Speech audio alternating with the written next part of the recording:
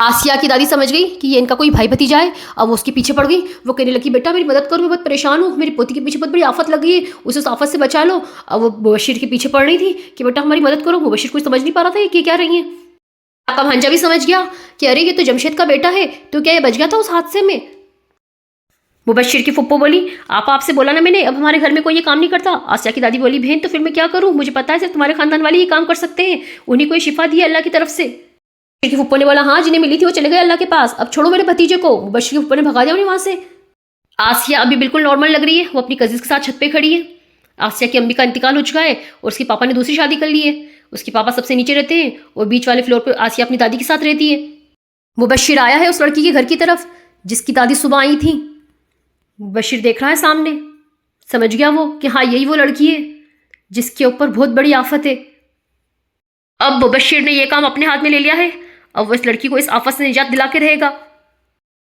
मुबशिर जमशेद का बेटा है, जमशेद का काम यही था लोगों को बुरी चीज़ों से निजात दिलाना।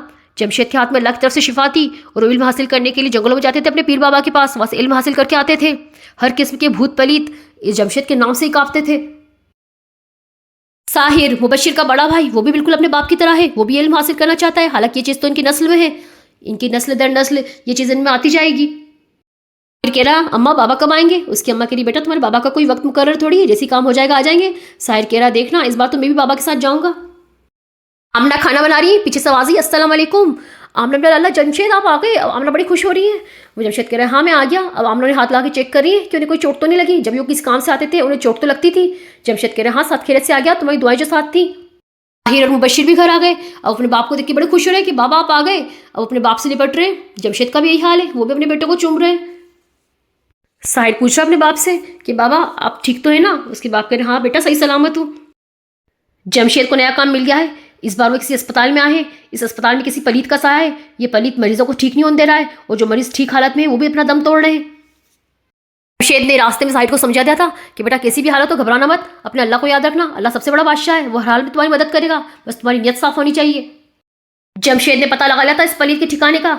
अब जमशेद और साहिर मिलकर इस पलीत को काबू में करने की कोशिश कर रहे हैं, पर वो ये नहीं जानते कि यहाँ पे सिर्फ एक पलीत नहीं है, यहाँ पे दो शैतानी पलीत हैं।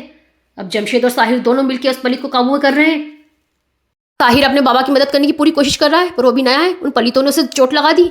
अब जमशेद अकेले ही उन दोनों पलीतों को काबू में करने की कोशिश कर रहे हैं। वो अल्लाह से मदद मांग रहे हैं और अल्लाह की तरफ से उन्हें मदद मिल भी रही है। कर लिया उन्होंने दोनों पलीतों को काबू में।